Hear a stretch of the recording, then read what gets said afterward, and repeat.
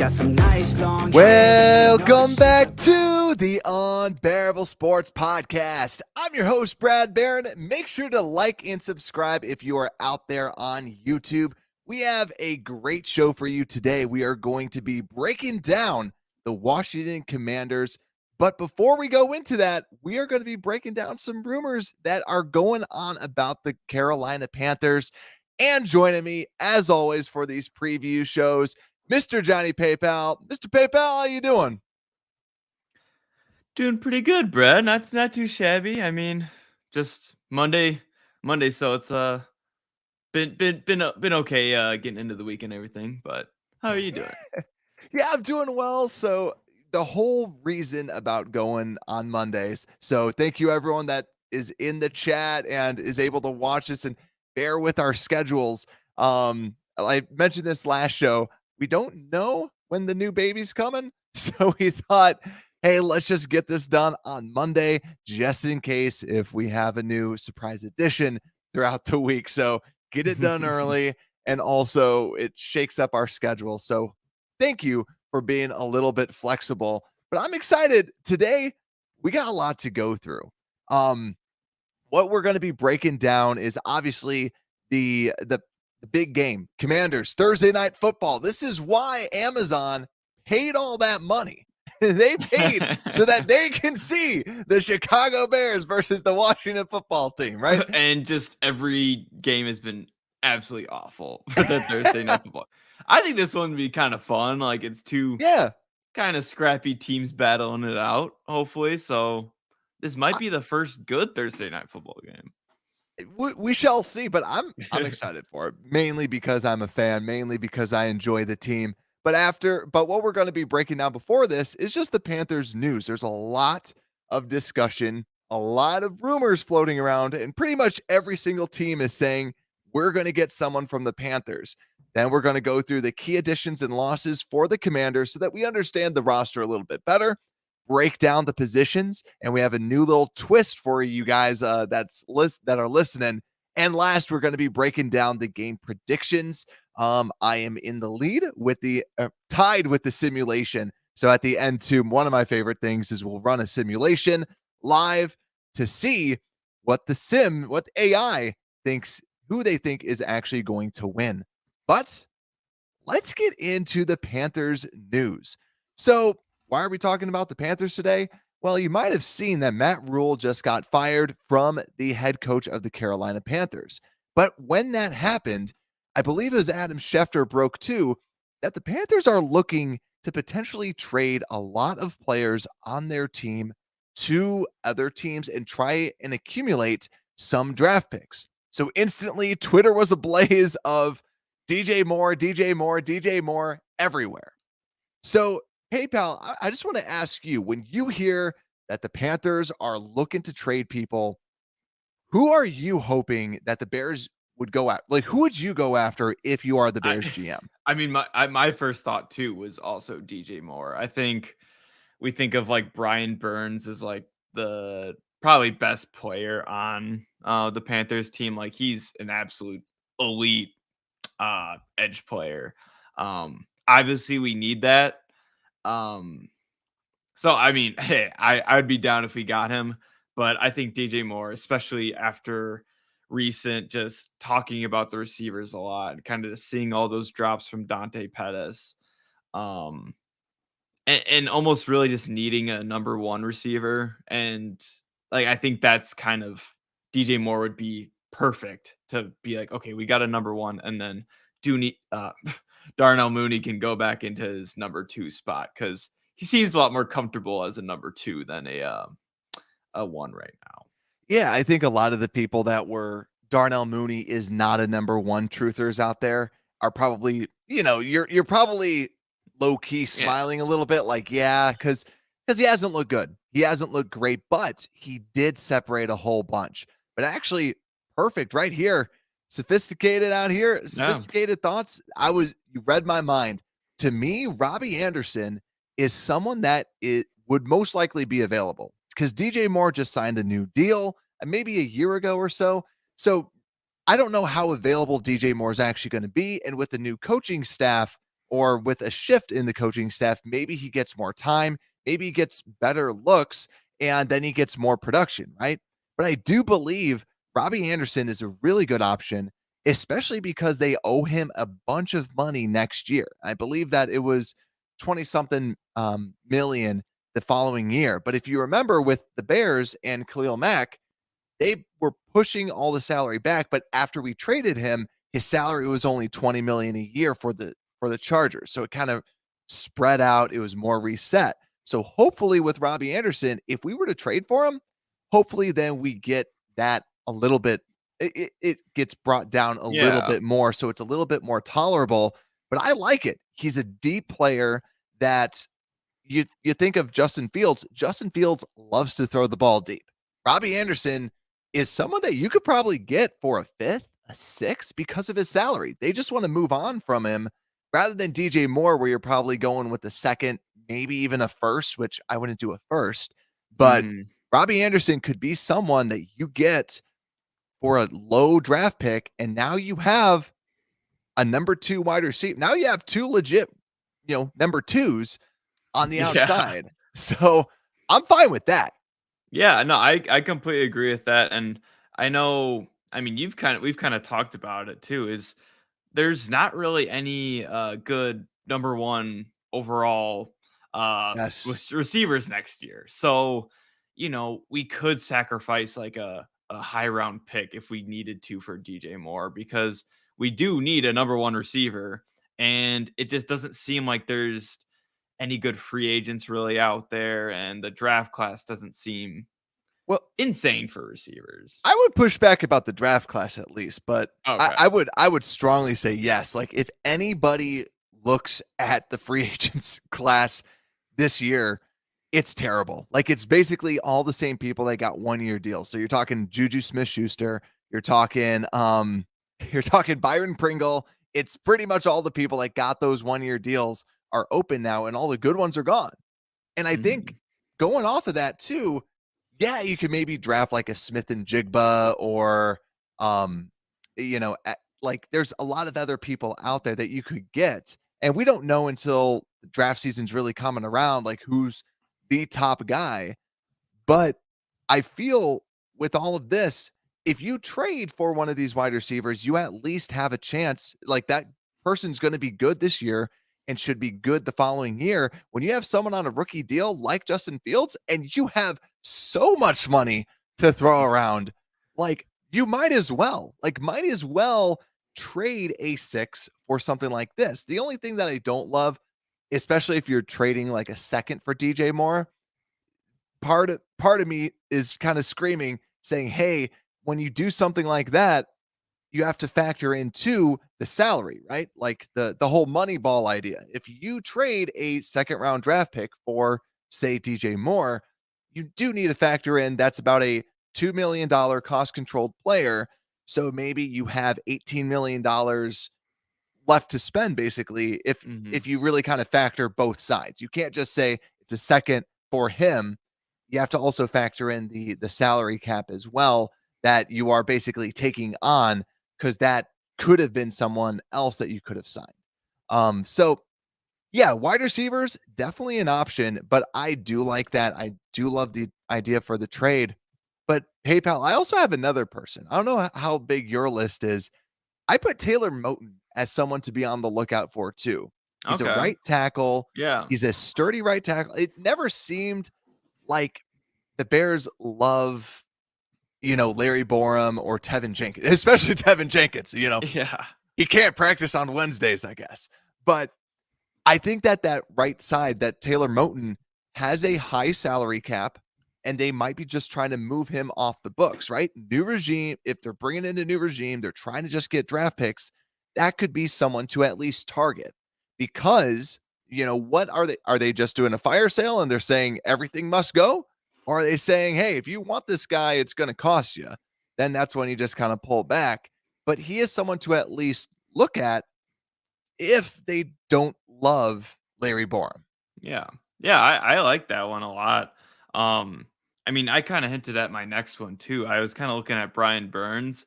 Um, Ooh, I think Brian Burns, he seems like he would probably go more towards like a Super Bowl team. It seems like maybe like the Eagles or, kind of more of those higher end teams like the Packers or something. But I mean, I was looking at Amari Barno. I don't know if you ever heard of him, but he's been on this rookie deal. He's a good fresh rookie. He's been playing pretty well. And I think the reason why we would get him is we know how this GM just loves rookie deals and these cheap contracts. So if we got him, I think that'd be kind of good selling point of getting him. And he looks really good out there, like backing up Brian Burns. Not the most explosive like pickup you'd say, but like it could help the future of the team. And yeah, I don't know. We obviously don't know who the Panthers are willing to get up, if it's For like sure. strictly just kind of veterans or older people, or if it's just completely clean house. Yeah. But And two, just kind of going off of that, like, yeah, I like the idea of even Brian Burns. I think that you have him coming up on his 5th-year option the following year, and then he's going to want to get paid. So maybe they want to try and flip him. The thing that I wouldn't do if I were the Bears is I wouldn't trade for Brian Burns if you're trading like multiple ones, right? Like a Khalil Mack deal. That's where it's like, no, let's not do that. Let's try and keep our ones, right? Especially because we might be picking high. This looks kind of like we might be drafting in the top 10 unless Justin Fields continuously progresses and now we are unbelievable, right? And Mhm. and then Travis Gibson starts. But also another person to be on the lookout for is I did see Christian McCaffrey. His name's already Yep. been it sounded like the Bills already contacting him. I don't want anything to do with Christian McCaffrey. Like, no. And I don't think that we would do it. I hope that we would never do that just because you see what happens when you pay running backs. You don't do it. Even if they're unbelievable, that Christian McCaffrey was the iron horse, he would never get hurt. But now he's always banged up. That's just the way that running backs are.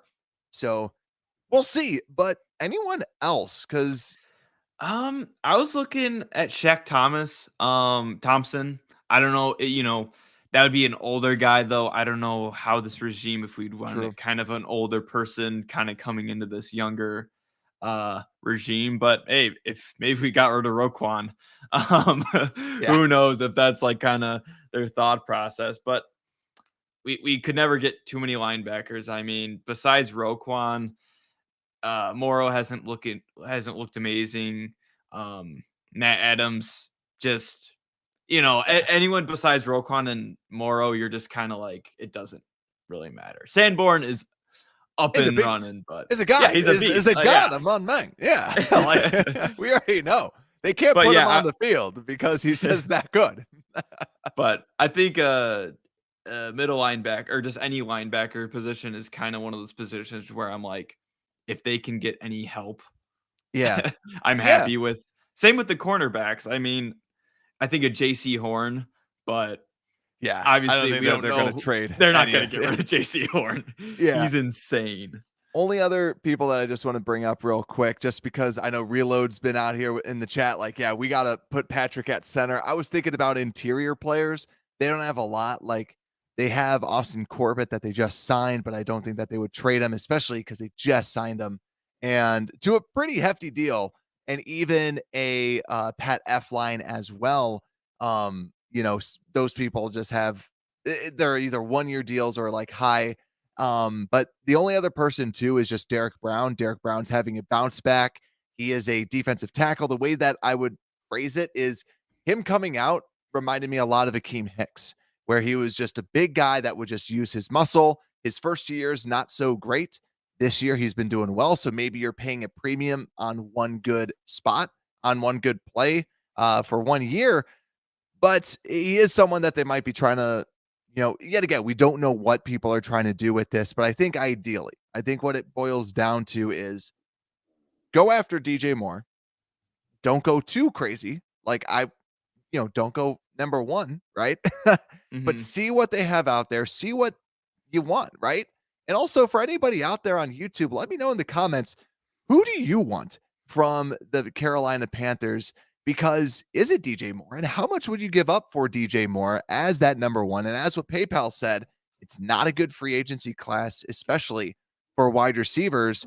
And we don't know how high we're picking or how high some of these wide receivers would be in the draft. But yeah, look out for DJ Moore. But big thing is look out for Robbie Anderson. Could be someone that pulls, tries, and slides a little, like, here's a 6th rounder, here's a 5th rounder, and now we have a starting wide receiver opposite Darnell Mooney. But PayPal, this is a preview show.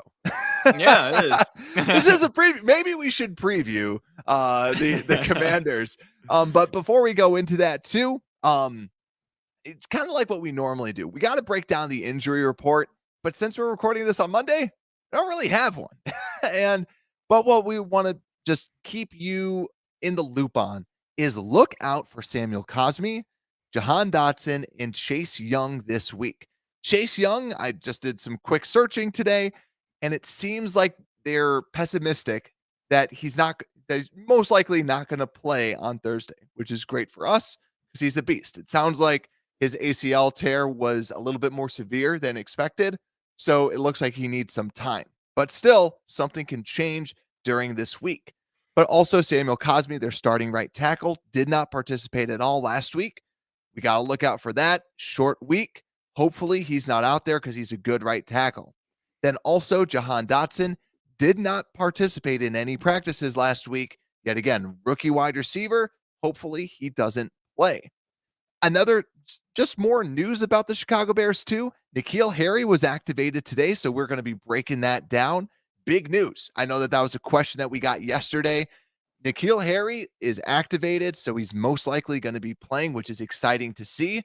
Jalen Johnson also today I think it was on 670 The Score, said that he will play on Thursday.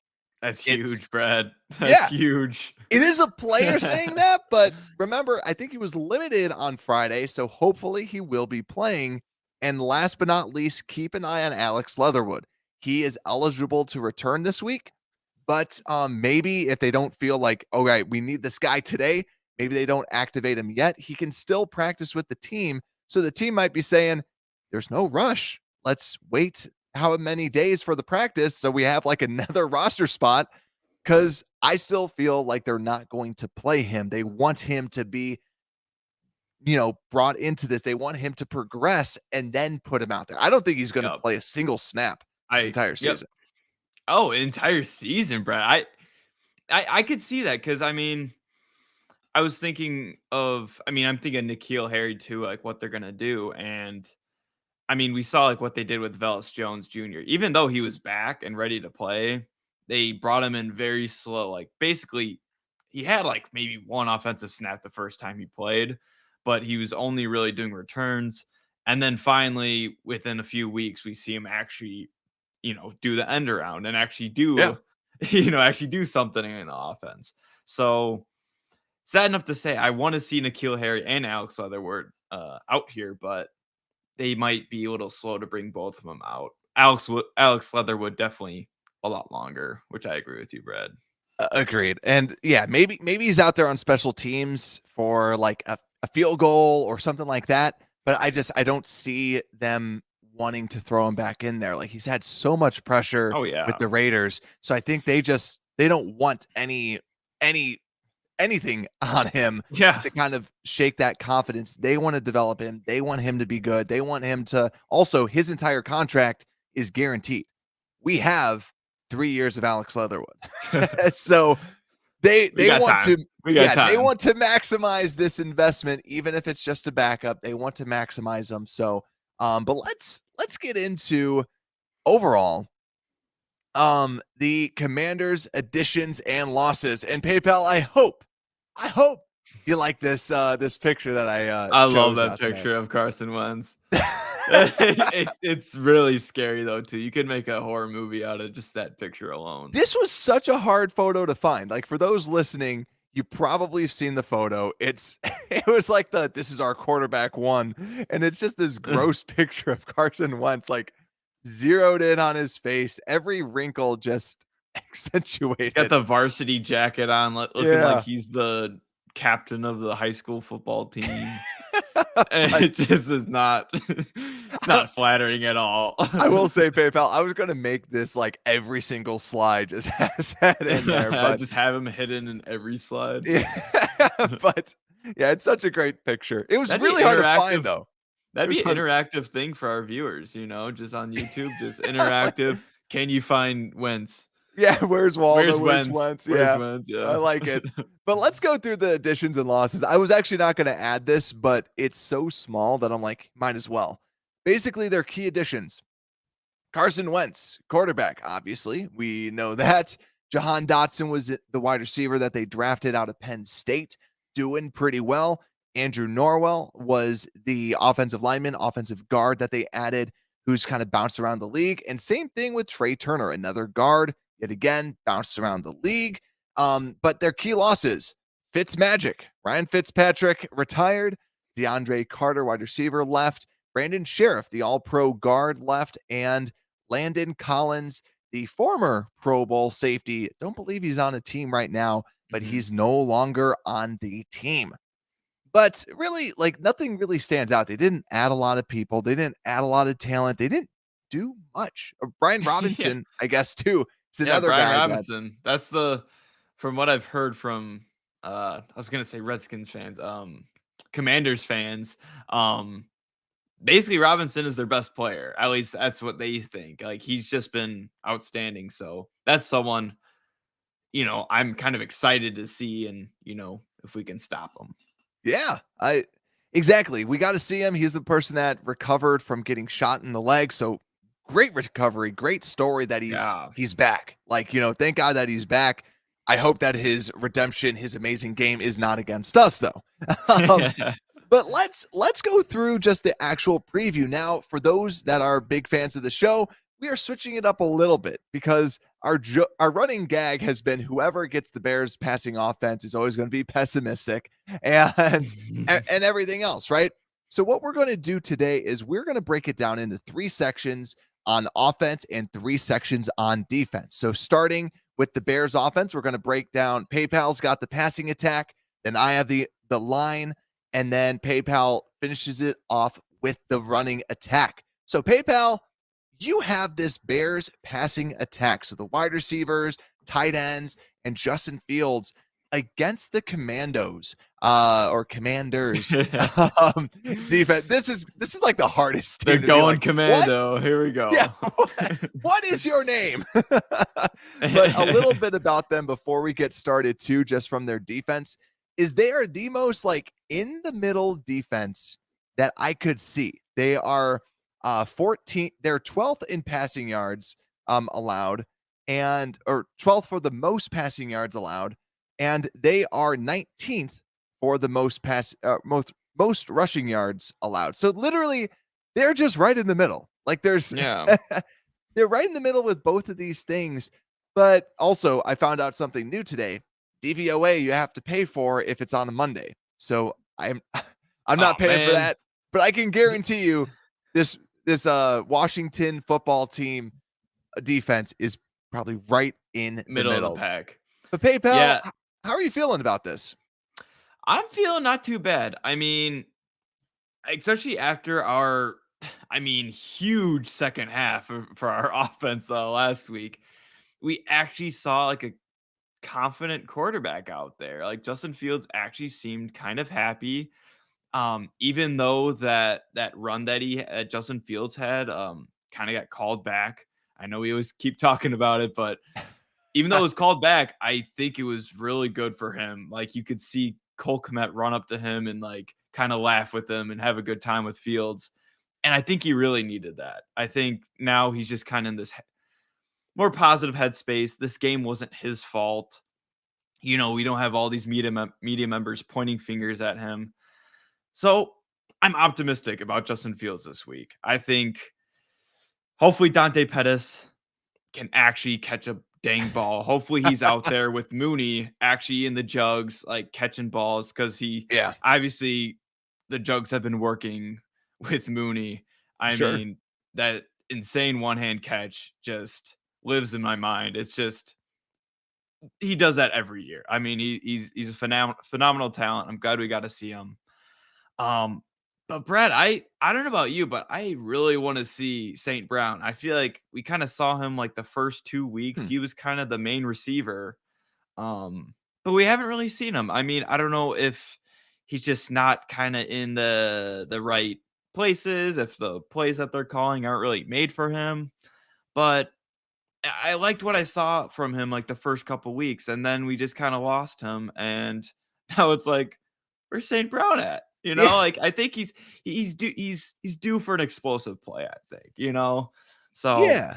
With St. Brown, I feel like that's who he is, right? I feel not the explosive play. I feel like who he is he's a good player, but is he our number 2 guy? yeah. Not Eh, not really, right? I think yeah, you it's don't want him to be that. So that's where I don't know about you. I'm looking at N'Keal Harry because I know a lot of people want me to say Valus, but we didn't see Valus like do amazing with route running. Like he was incredible in training camp on one-on-ones. But yet again, you're supposed to beat your guy. Here's this guy that just has blazing speed. But when there's people around him, it doesn't seem like he understands where everything's at, right? He's still very mhm. young. Yes, there's a lot of age jokes that go about him. He's not a refined route runner. So I think to me, I'm looking at N'Keal Harry as is he somebody that can get some of these snaps and start taking that away from Pettis? Because I liked Pettis coming out. Like we saw him in preseason do well, but now he's just keeps having bad game after bad game. So to me, I'm looking at N'Keal Harry and I'm hoping that he can have a big game today. Or Yeah, I agree. And that's the thing I'm worried about is I feel like he won't be used as much today, this game. And maybe Velus Jones Jr. was kind of just different where he's younger, quote unquote. He's a rookie. Um, and he just wasn't used to this offense, maybe. And maybe N'Keal Harry is easier to plug in because he has been playing in the NFL for a few years now. yeah, Um, and it's refreshing now that we have those guys back or coming back because yeah, Pettis did not look good. St. Brown's been So yeah, it's exciting and hopefully N'Keal Harry can also help in the run game a lot. I mean, that's what he was even when he wasn't catching balls, he was an elite pass run blocker. So for sure. yeah. And I mean too, we don't have Byron Pringle anymore. So there goes our other big time run blocking Yeah. wide receiver. But anything about this defensive backfield at all that kind of stands out to you with the Commanders? I mean, the number one thing that stands out was their safety Curl. I mean, he's number one in PFF ranking. Like he's got a 91 grade, just playing standing coverage. He hasn't had a pick. He hasn't done many pass deflections or anything, but he just seems like he's always in the right spot at the right time, whether it's a passing play or a running play. He's just he's absorbing the knowledge of the game very well and he's only 23, maybe just 1 year in the league. Incredible steal. He was a 7th round pick. Good job, Commandos. Yeah. Um, but I mean, nothing else really jumps out from the secondary. I would say, they got Fuller, they got Jackson the third. But man, I'm worried about Sweat. Marquez Sweat, he's very fast, and he's one of those guys that if Justin Fields isn't kind of looking at Sweat and realizing the kind of the side he's running on, Sweat can easily chase down Justin Fields and tackle him down. He's a very fast edge, and got to watch out for him getting to the quarterback.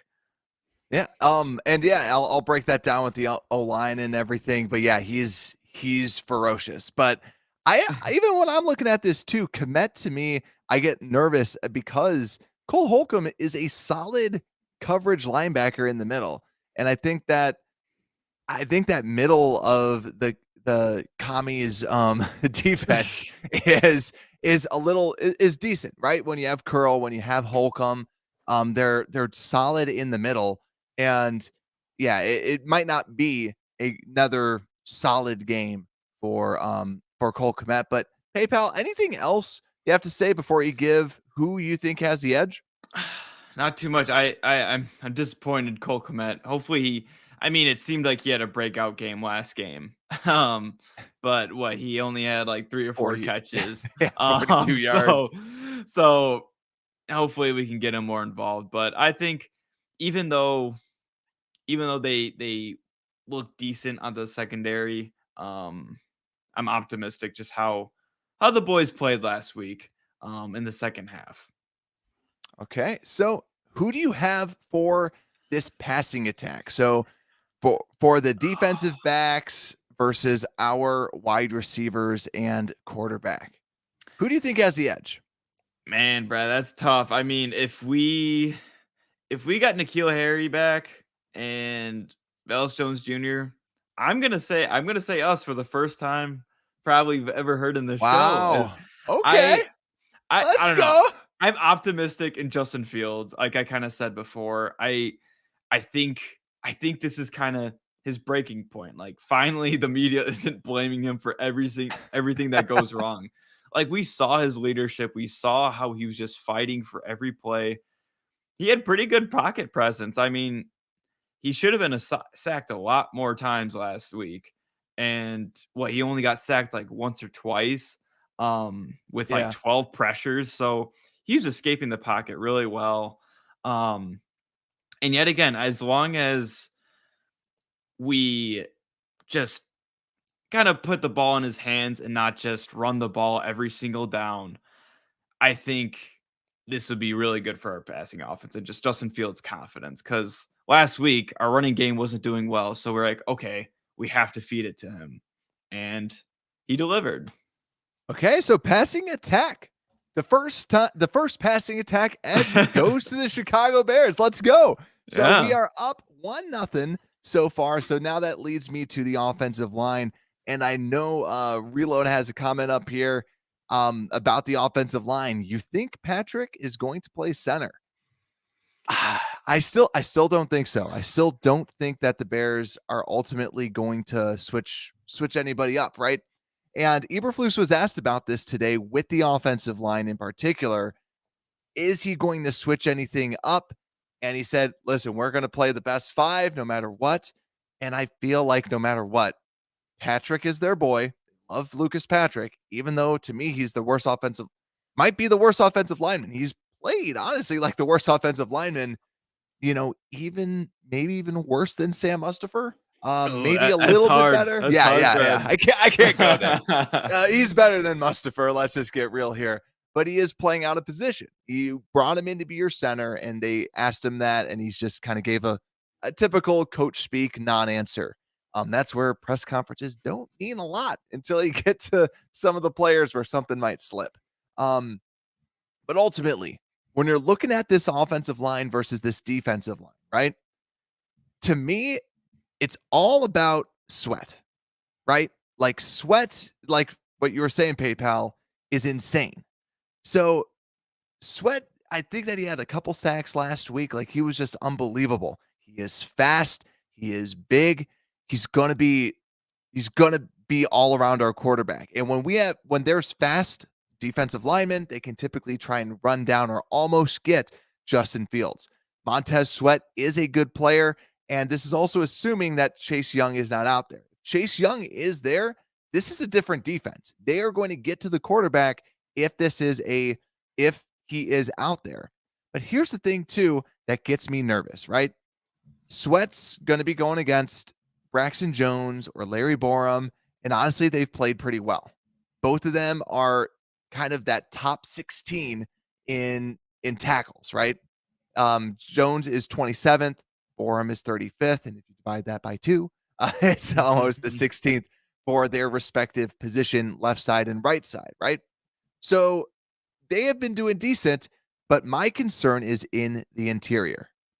You have Allen and you have Payne, right? Jonathan Allen has been one of the better defensive interior players throughout his career out of Alabama, former first-round draft pick, very good pass rusher. And then also Daron Payne is their other very good pass rusher up the middle. This is where I'm nervous because we've seen what good pass rushers can do. Good pass rushers up the middle, what they can do to Sam And just Mustipher. one of them, just one. I Just mean, one. they got two. Yeah, just one. But here's Daron Payne, 320, big guy, going to be tossing Musty around. Jonathan Allen's a little bit slimmer at 300, but still, he's a tall, big, strong guy. I'm nervous about this middle, and I hope this is where you need to have Montgomery out there. I'm a huge Khalil Herbert fan, but if I'm the Bears in pass protection, I am sticking Montgomery out there because Montgomery can at least pass protect a lot better than Khalil Herbert. Khalil Herbert has some missed assignments, so you're hoping that Montgomery can do something with this D line. But I'm nervous about these. What do you think, PayPal? Yeah, I agree. I'm nervous as well, and I don't think anything's going to change unless I think if our offensive line changes. I think I'm with everyone where I just want Patrick to be center. And I don't know if it's gonna happen, but just anyone at this point. Put Schofield in there. Put, anyone at left guard because that just does not seem like Patrick's position. I mean, right guard seemed okay, but then center seems like that's just what he was brought here for, and he still hasn't played it. So, and Mustipher just has not seemed like the leader as people like to see him as. He just doesn't seem like he's leading and being smart as the center of the offensive line. So Yeah. I'm nervous as well, Brad. and I'm going to make you even more nervous. I don't mean to do this, but it's just the truth. It's just the facts, right? So the Bears have struggled against the blitz. Justin Fields has struggled against the blitz. The offensive line has struggled against the blitz. The Commanders like to blitz. They are 1, 2, 3, 4, 5, 6, 7, 8, 9. They are ninth in blitz at 24% of the time they are sending a blitz. And we were going against teams with like the Vikings. They were bottom half of the league. Same thing with I forgot the other team, but the Giants, they like to blitz. That's where we got a lot of problems with that. The Commanders, they like to blitz.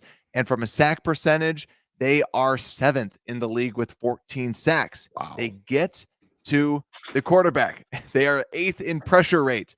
They are very, very, very good on defense when it comes to pressuring the quarterback. That's where I get nervous because it's that pressure up the middle that is so difficult for any quarterback to cover against. Also, they have John Bostic. Remember him? John Bostic's still playing. He's their starting Sam. Yeah, he's their starting Sam linebacker, but he's another person that they might send in on the blitz. That's something that gets me a little bit nervous because we have struggled. Justin Fields has struggled against the blitz. This is what they're going to do a quarter of the time. It's not like every single time. Like the Giants, that's all they did.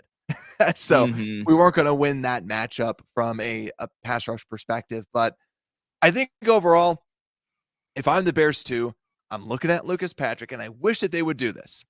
But if Patrick is too injured to play center, don't play him at guard. Bold take, right?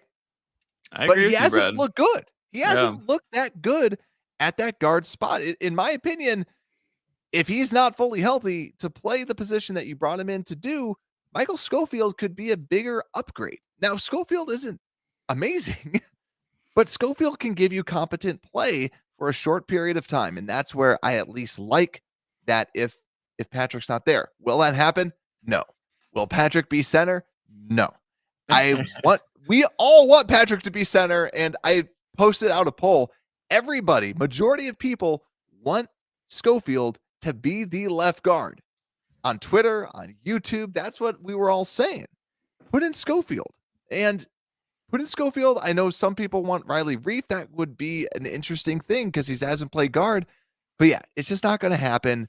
And PayPal, I think we all know where this is headed. I'm giving my edge to the Washington football team's defensive front. Against our offensive line, they blitz and they get pressure up the middle. That's where we're weak. Sweat is going to get his. He's probably going to get a sack on Braxton Jones or Larry Borum, but that's just because he's really, really, really good. It's same thing with like a Bosa. We said Bosa's going to get a sack, and he did, right? It's no shame on the tackles. It's just he's going to do that, right? But if Chase Young's in, it just is even more of an advantage for that team. So ultimately, I don't think that we have the edge there. So it's 1-1, and PayPal, you're rounding this out with the running attack. You can include Fields into this running attack as well. What are you feeling with this? So, yeah, I mean, Justin Fields, I think, is always due, at least 50 yards a game. I don't think we talked about Sweat and his speed. And I think that could give him some issues, but Justin Fields is just a freak athlete. I think he's still going to be able to find, not in designed runs, as we've seen, just more of running for his life, and he's going to find those long 10-yard gains, maybe those 3-yard first down play or to get the first down for the play. But Dave Montgomery did not have an amazing game last week. I mean, he didn't feel very comfortable when I was watching him. I basically only watched the second half, and it seemed like every time he ran, it was it was just stuffed up in the middle. So maybe we have to run it more to the outside where our good offensive linemen are, with Braxton Jones. Maybe just kind of on that right side where Jenkins and Bourne have been. I still think Jenkins and Bourne have kind of developed maybe a connection during training camp, because they just seem like a lot more together than the rest of the offensive line. I feel, most for Patrick are just kind of jumbled, and then Jones is just kind of by himself on the outside there. So run on the right side. Even if Sweat there, I think of Sweat more as a pass rusher, not a run stuffer. So this run game, it's going to be how it always is, consistent, but it's something I just don't want to rely on this game. So we've also talked a little bit about the linebackers, but I guess, we've talked about this entire team. They're probably going to win the battle in the trenches. Who do you think who gets your edge? We got to go Bears, right? Let's go. We got to go Bears. They haven't looked terrible yet in the running game, and it's the Bears. Our offensive line just love. Even Cole Kmet is just an avid run blocking guy. I think he likes blocking more than he does catching the ball sometimes. Yeah. I think he said it before too. And you see it. He's a hard-nosed dude. He is. Yeah, I like it too, because he also just seems like an old school tight end where he'll just lower his head all the time and just want to plow people over. But one other thing too, before we move on, so Bears 2-1.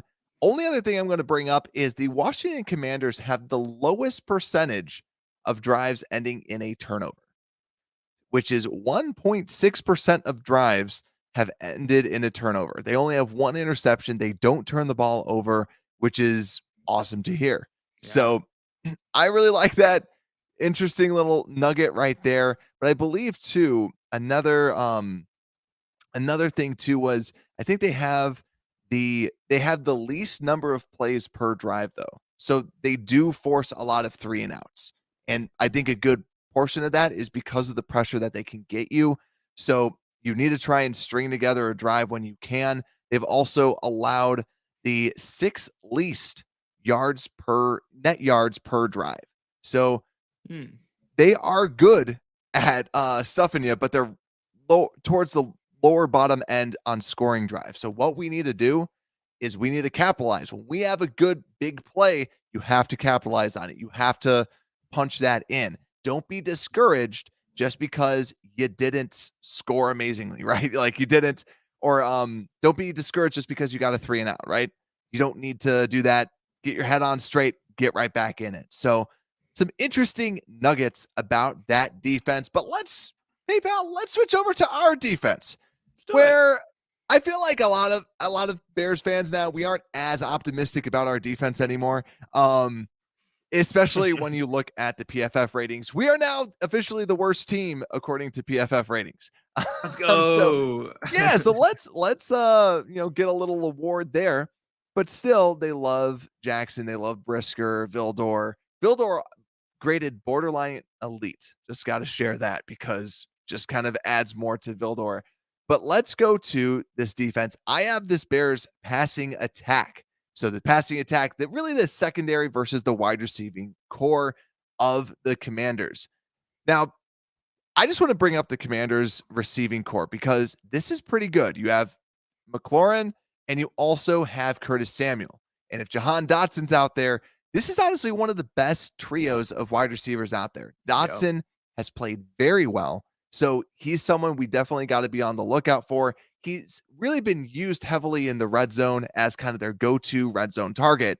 Even though he's not the biggest of guys, he still is able to find the red zone very well. They don't really have a good tight end. They had Logan Thomas, John Bates.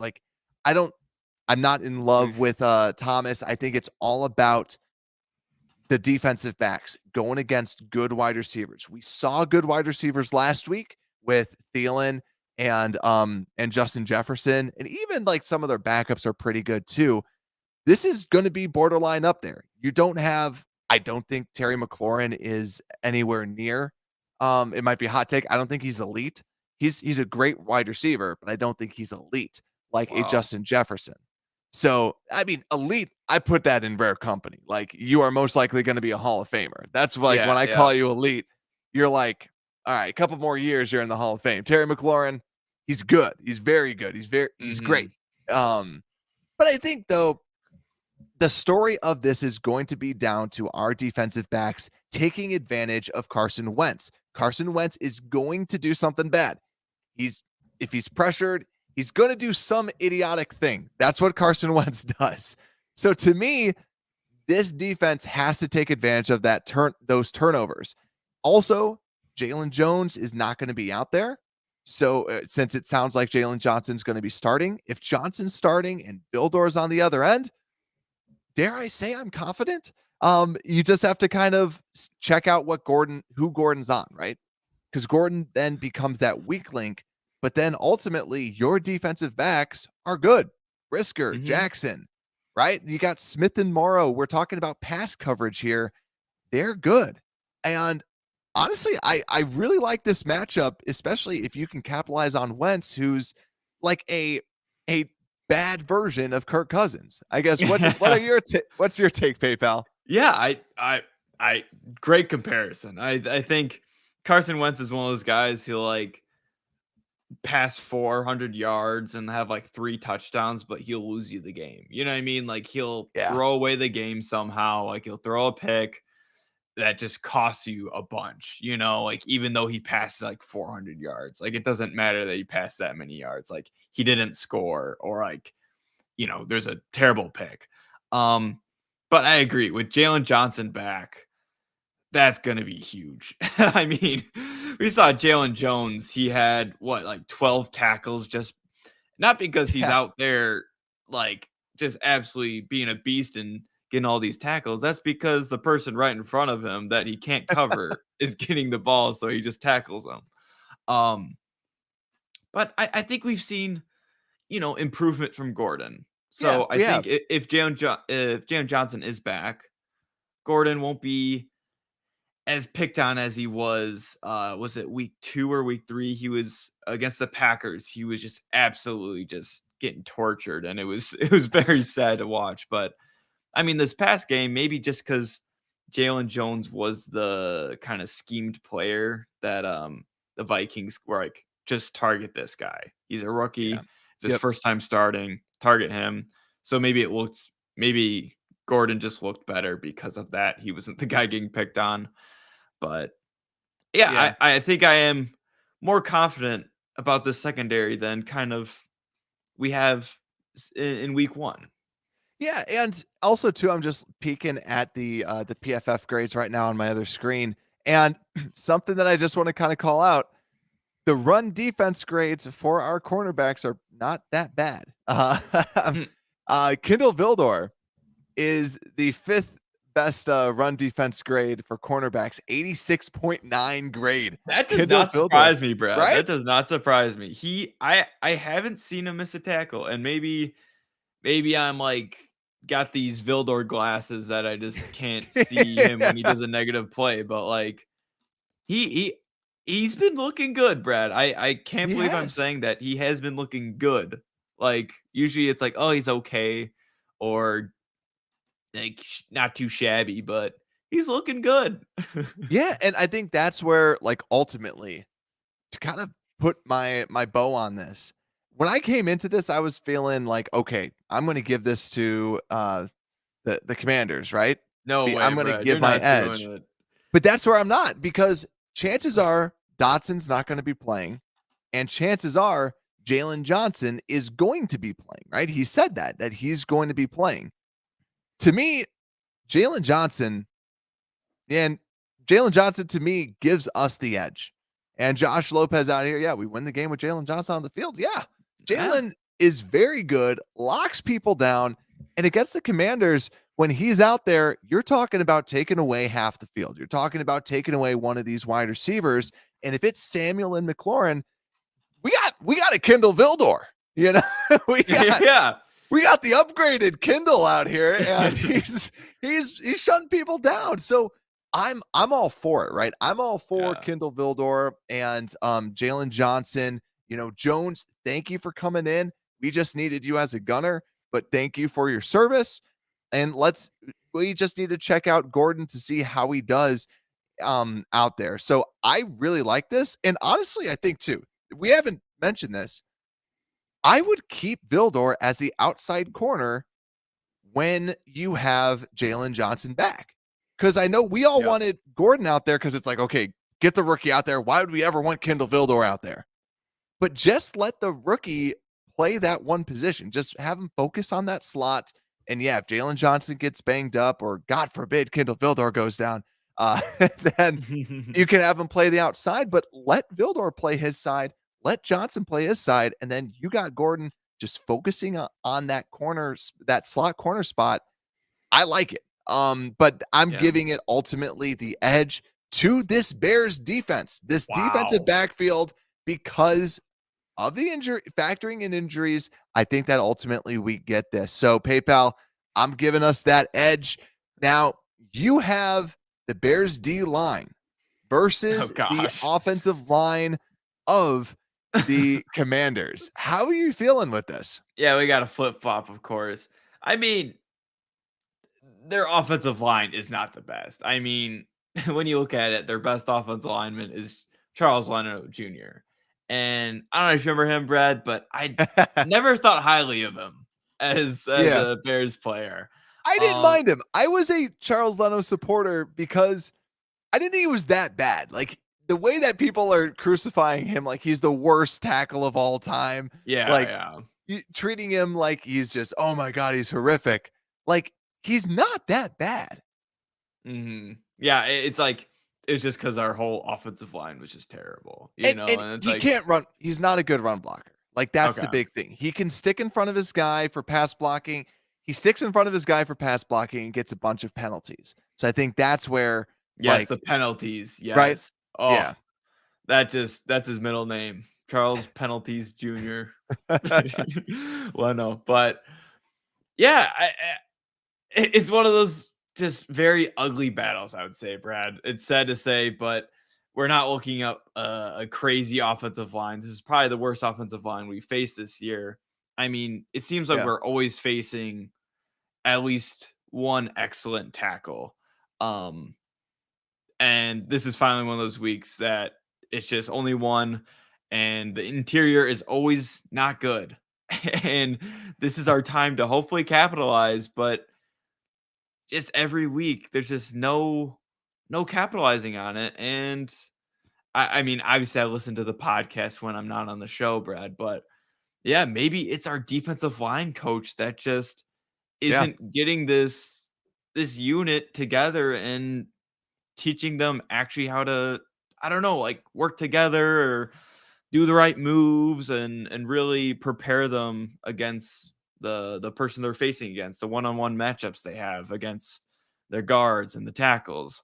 Um For and it's sure. just it's going to be a battle, Brad, and it's one of those things like I just didn't see anything good last game from. I mean, Travis Gibson looked good. He was the one guy I was like, oh, he looks good, and Robinson. Yeah. But Blackson he'll have one play where I'm like, oh, okay, he's back. Jones is just not looking too good either, Brad. But I'm definitely, where I'm veering for so far for this Yeah. matchup. And I mean, we've talked about this, and you mentioned, I talked about it yesterday too. This defensive line for the Bears is not great, right? It hasn't played well. What's good though is Gibson did outsnap Al-Qadim Muhammad. So Thank gosh. thank God, Oh, right? Like, yeah. And Travis Gibson, we want to see that talent. We want to see Dominique Robinson more. We want to see these players. And I think too, when you flip over to the offensive line, yeah, like you're not going against an elite tackle. Charles Leno is a decent pass blocker, but he's not elite. You're not going against Trent Williams anymore. You're not going against Darisaw. You're not going against these great tackles. So hopefully Robert Quinn wake up and do something, especially because the Commanders have let up the third most amount of sacks in the NFL with 20. The Rams have let up 21, and the Colts have let up 21 as well. From a sack percentage, they are the 8th worst at 8.7% of the time they're allowing a sack. We're up at 17. We're number 1. But we're double that. But still 8.7. We need to get sacks out there. We need to do this, and we should be able to knock their quarterback around, especially if Samuel Cosme's not out there. If Cosme's out there, this is the classic game of you have 2 good tackles, but nobody good on the inside. But yeah, Josh Lopez agrees. Yeah, pass rush has been non-existent. It's been bad. And I think ultimately I'm looking at Dominic Robinson. Hopefully he can do something, but to me it's Robert Quinn. But I guess PayPal, what's your feeling? What's your ultimate call? Which I think I know what it is. Yeah, I'm thinking it's so sad to give it to the Washington Football Commandos. I'm giving it to them, sadly, and it's one of those things. It's just you said it. It's like the past 2 weeks, our sack 2 weeks ago, it was just Brisker. Yep. And it was not even really a sack. It was just kind of the quarterback ran into him. And then last week it was just a stunt that worked. Like that takes not really skill, it's just execution. Yeah. It's like who was it last year? Was it Bilal Nichols that got all of his sacks based off of there was one player that got all I think it was Bilal Nichols that all of his sacks. He's quick for a D tackle, so he can kind of do those stunts well. And then he looks great on the stat sheet. You're like, oh wow, who is this guy? And it's 6 sacks on the year, but it was because Quinn just took on 2 guys. Yeah, he just ran right around. But you can make it official. Commandos got the Commando's got the thing, and I like what Tiff said. I think they are at least in the front. They're playing scared. I mean Jackson and Brisker. I mean I know you're going to talk about them, but they don't look scared. They look like they are hungry for the ball. They are hungry to just hit people hard and get pick sixes. They are looking great, but this front, the big guys are looking scared. Who would have thought? Yeah, exactly. The big guys, I think too, they're like, well, I don't want to be out of position, right?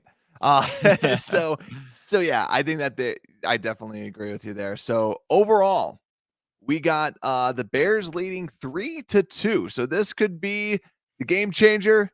It's our run defense. I have our Bears run defense versus this running offense. So JD McKissick has been kind of their third down running back. But also they just have a big stable of running backs. We mentioned Brian Robinson is back, the rookie from Alabama, who they are very high on. Antonio Gibson is still there, which they're very low on. They don't want to give him the ball. And I'm just looking at his snap counts every single week. It's like a perfect reverse staircase going down. They have been giving him less and less snaps as he's been out there. But Brian Robinson, had 18 snaps last week, 10 running snaps and 8 passing snaps. So I do think that they're going to give him the ball a lot more. J.D. McKissic is their third down running back, just for reference.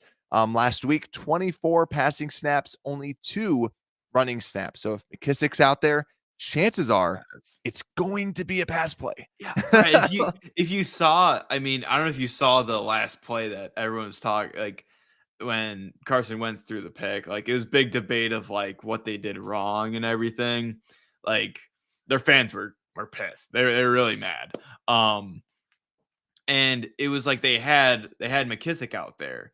So obviously their defense was like, okay, they're not running the ball. Like they got McKissic. Yeah. They don't have Robinson out there. So they played the pass, and of course it was a passing play. And so yeah, that's a great analysis of like, if they have this guy out there, most likely it'll be, you can figure out if it's gonna be a run or a pass. Yeah, McKissic, like literally every single week, it's 22-9, 30-4, 37-4, 30-8. Like when he's out there, you can basically be like, yeah, they're not running the football. Yeah. It's a pass play, and that's good. These are the tells that we need to know from a defensive side of the football to then hopefully stop this running attack. Yet again, Charles Leno, not a good run blocker. This running back stable, not great. This is not a good running back group, but we have not been good at stuffing the run. That's where I think the big question here is, what sucks more, right? Or is Brian Robinson actually a good running back, right? Because that's going to be the big question out here is he legit? Is he a good running back? Because like you said before, they're excited about him. But the big thing, Roquan Smith, I don't see Renewable out there in the live chat. But Renewable, like every week, he always says something about like, where's that greatest linebacker in the NFL? Roquan Smith, how did he do? Like, yet again, it's a joke because he hasn't shown that. He hasn't shown that he deserves that bag, that he deserves that money. So I think that this is going to be a little bit closer. We were able to stop the run with Alexander Madison, but not for Cook. For some reason, even like with the Packers, we got destroyed by Aaron Jones, but we stuffed AJ Dillon. I don't know what it is about backup running backs, but we're like, bring it on. We got your good backup running back. Don't you worry about that. Like we game plan for him. Yeah, we studied so much film on that guy, but not the starting one. You're like, listen, we're not going to be able to stop the lead back, but the backup, that person's not going to have that. So by that logic, we should be able to wreck these guys, right? Because their starter's only going to play like 20 snaps. But I think ultimately it's hard. It's that until they prove me wrong and until they can stuff the defense, like I'm not going to give this to the Bears run defense, right? But I will say we have a lower average yards per carry than we did last week. It's coming down. And so we're seeing progression. We're seeing it do better. So even though I'm giving the edge to the commies out here, like I am still, even though that they're getting the edge, it's not by much. And I think that's the big thing is that we have been getting better at stopping the run. We're not good at it, but it feels like we've been getting better, like what we said. So that's where to me, I still am just giving them that edge, and Roquan needs to put that effort in, needs to show why, like, especially if it's just 1 year, man. Come on, like put in the effort, like really just like dominate, show that you're like this crazy good guy, and then get your bag. Yeah. Have the Eddie Jackson contract year. That was amazing, Yeah, just wait that type of thing. Wait for us to trade you, and then you can get your bag, and then you can give up. Then you can just do whatever the heck you want to do from there. But ultimately, this is kind of split basically right down the middle, right?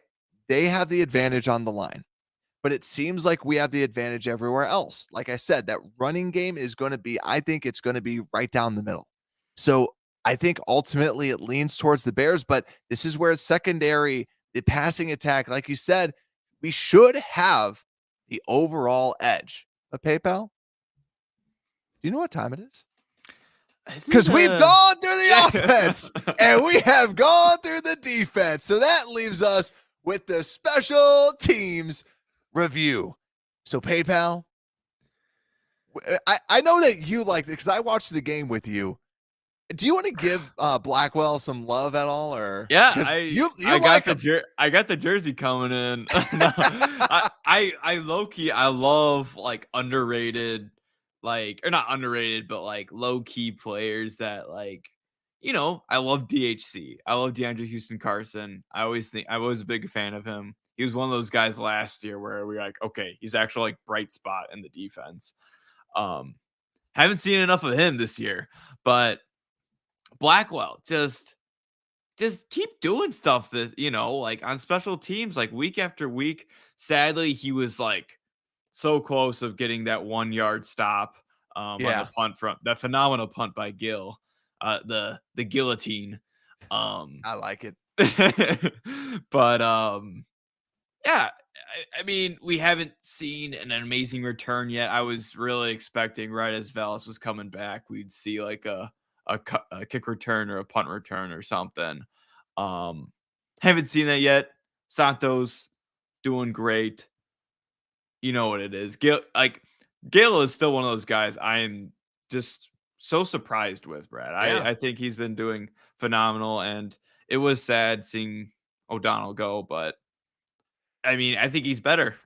Still one of the best moves, like low key a great move because Yeah. you move on from one of the arguably the least important position that's like a legit starter, right? And he gets like 2 million a year and you get a punter with like the last pick of the draft. So you are literally paying this person the least amount of money you can and for 4 years. So bravo to Ryan Poles, but PayPal, this is why people watch. This is why people listen. I have some stats on the special teams that I was excited. Really? Yes, I do. I'm excited to share with you. Do you know what kick return coverage team is the worst per average in the NFL? Let me guess. You have 2 guesses. The Washington Commanders. You got that right. Yes. The Washington football team is the worst at covering kick returns, but they've only covered 2 kicks.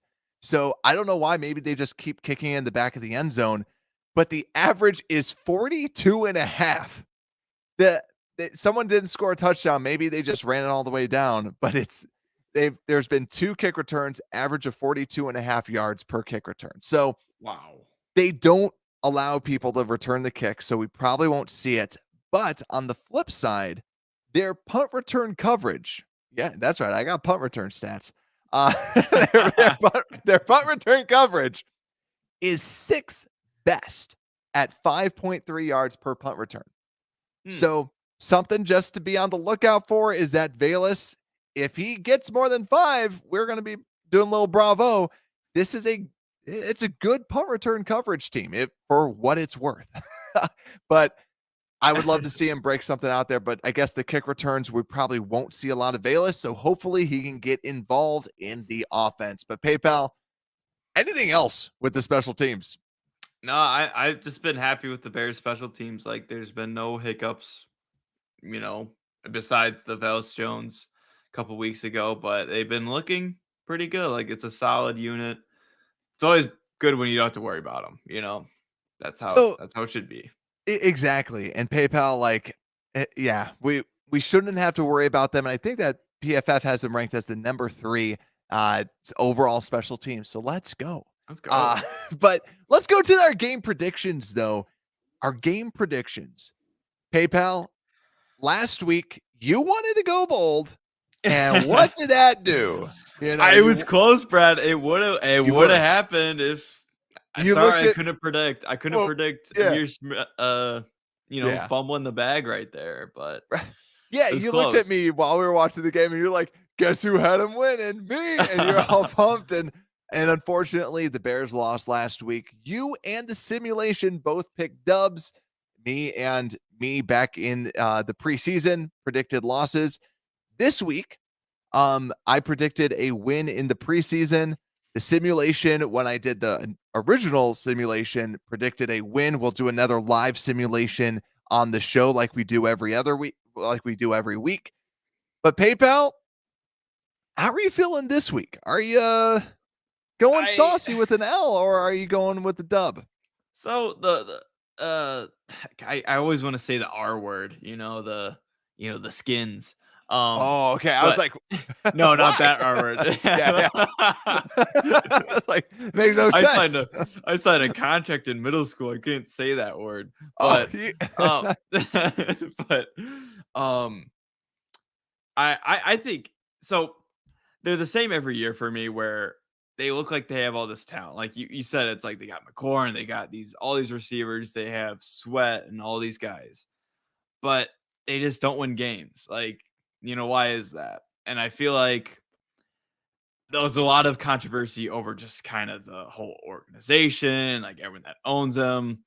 Yep. And the coaching. Like Ron Rivera, I think he's known as this great coach, but he just has not been doing great things there. He's had some bad play calls. Everyone's roasting him over that last play call last week.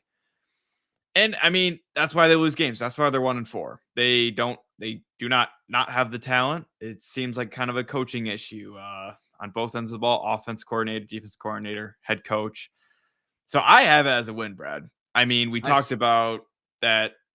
Yeah, I think we're just a better coach team. I think that's just kind of what it comes down to, like we stay in games and we're not going to kind of fumble the bag. Like last week was just kind of a outlier.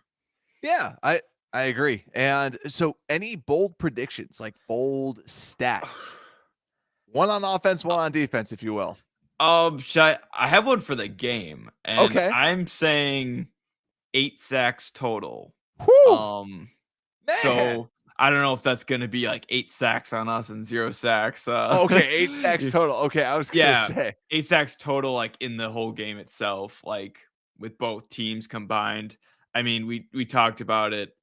These are both two teams that just give up sacks. Yeah. So we're gonna have a sack fest going on, but I think we are bound to get an interception, and the question is who. I think I'm hoping Gordon. It's his chance to actually shine and get a pick. I talk about him. He's been getting better every week. He does not seem like that guy that's being picked on anymore. So look out for him. He'll get his first interception, and Okay. it'll just build his confidence, and he'll do good. Okay. And on the offensive side, You don't has have to. Justin Fields hasn't passed over 200, right? He did last week. But Oh, I he don't did think that last week. I don't think we technically had over 200 passing yards. I Oh, think because but yeah, because of the yeah, sacks. he himself. But he had over 200. I say he'll get 2 passing touchdowns. Okay. I truly think that Justin Fields is actually gonna be a lot more comfortable this week. Just after what I've been saying, the media is not on him about losing the game. Basically, like he actually helped us try and win the game this week or last week. So I'm saying Okay. Justin Fields 2 touchdowns. Okay, I like it. And so one thing too, so just kind of adding to Carson Wentz not being very good, 6 interceptions on the year. So not good. Not good at all.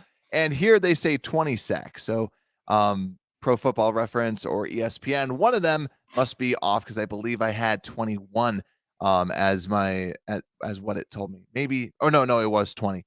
But let's go into this. And so what was your final score though? Sorry, I didn't jot it down. So the final score, I'm gonna say I do have the Bears winning. I'm gonna say the Commanders, they're 17. I mean, Carson Wentz just has not looked good. Like he seemed Okay. like the fantasy pickup in week 1 and 2, and he was doing great. But now he just has not been able to score touchdowns. So I think 17 them. And I mean, with 2 touchdowns with Justin Fields, we got to go around like 21. We'll Okay. get 3 touchdowns. Okay. One to Montgomery. Sounds good. like it. 17-21 Bears winning. That's what PayPal has. Also, for those watching, those listening, let me know your predictions down in the comments as well.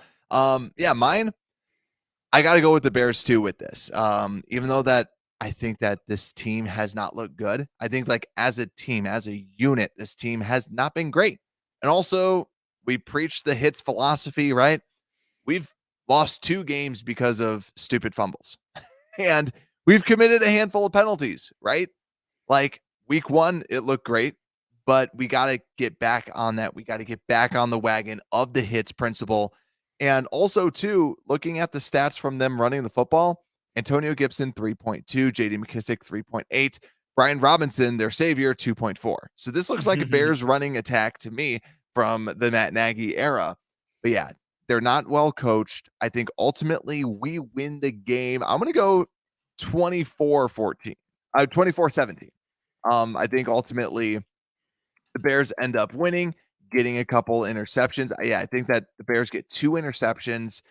But yeah, my bold take from the offensive side of the ball.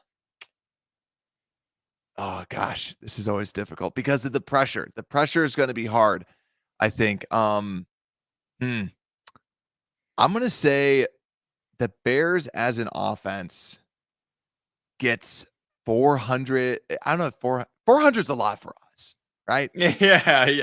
That's a lot. Let's go 400 overall offensive yards. I think that this is going to be a very balanced offensive game. And Bears Bone says 27-20.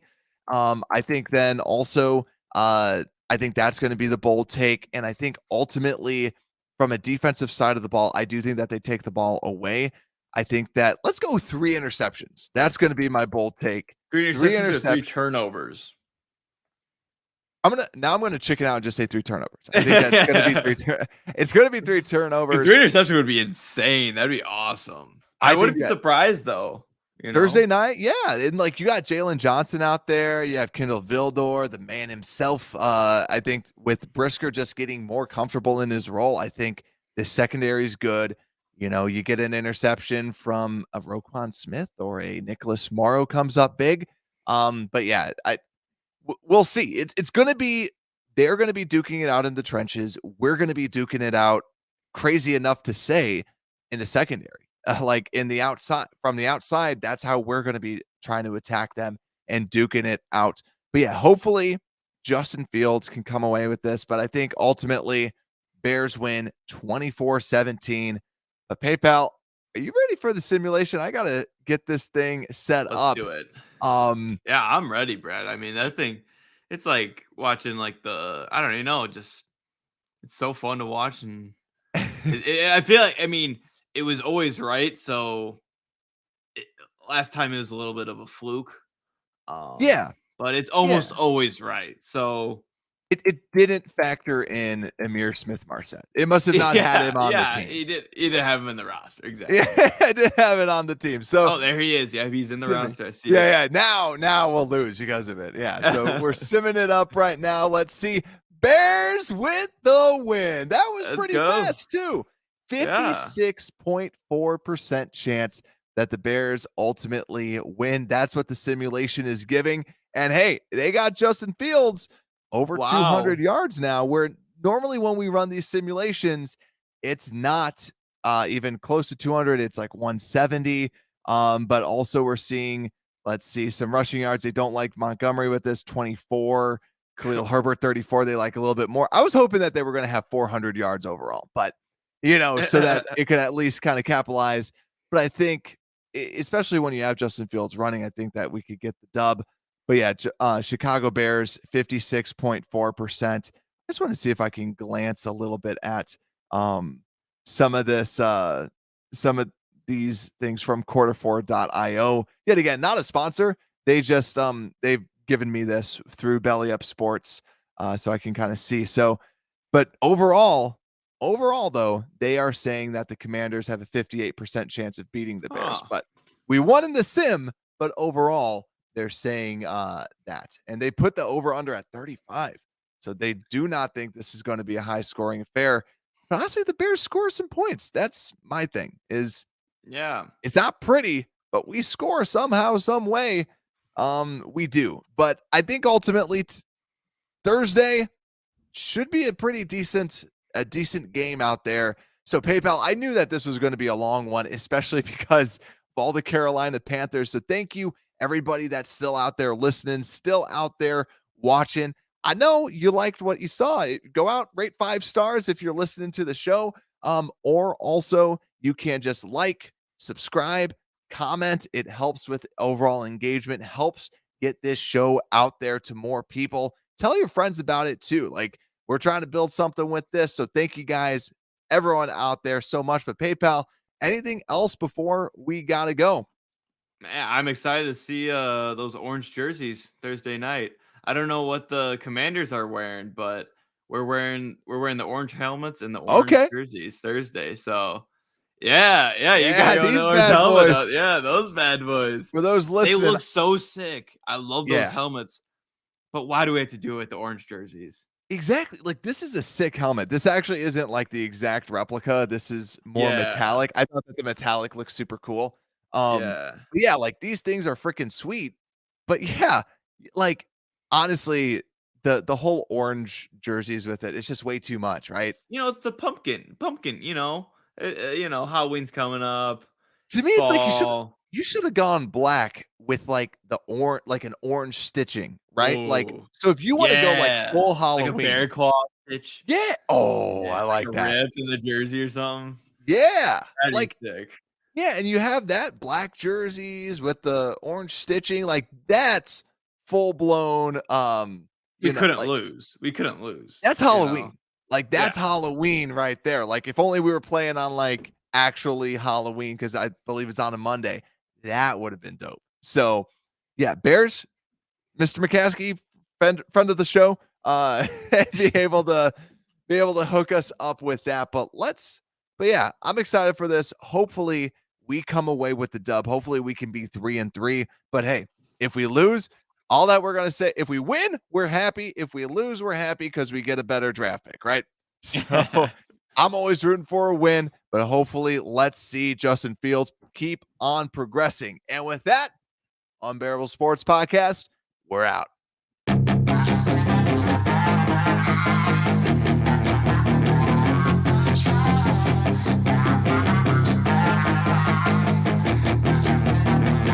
Yeah, she's got some nice long hair, and you know that she's a bad chick. Thank you for listening to this Belly Up Sports Podcast Network product. Some said we go belly up, so we made it our name, and we're still here.